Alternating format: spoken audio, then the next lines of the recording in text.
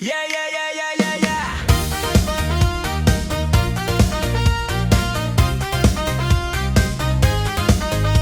Ito na ang simula ng bago ko na kabanata. Yudo ng bawat kwento na aking inilathala. Mga aral na napulot sa akin nakaraan.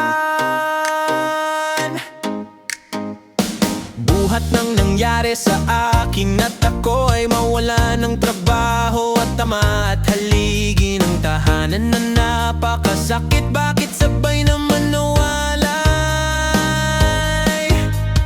Kaya ko pa sana tanggapin ang isang bagay kung natanggal na lang ako't nabubuhay pa ang tatay.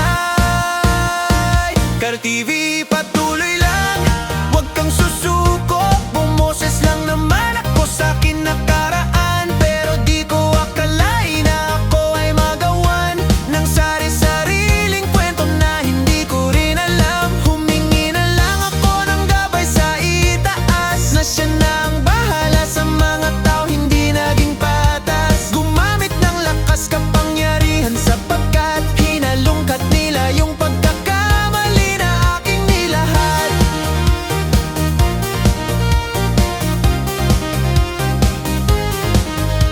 Ginawan nila ng kwento at mga maling akala. Siguro nga't nagkamali ako, sila ang tama. Kaya kahit 1,000 pa noon ang nagawa kong tama.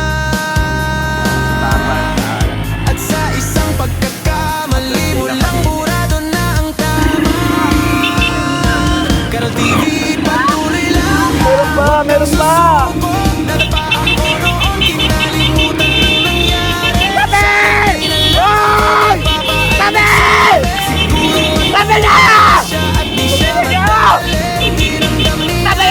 Siguro yung aking pagkakasabi, kaya't mismong kaarawan niya ay bigla siyang inatake. Tahimik lang kasayunan Tabi!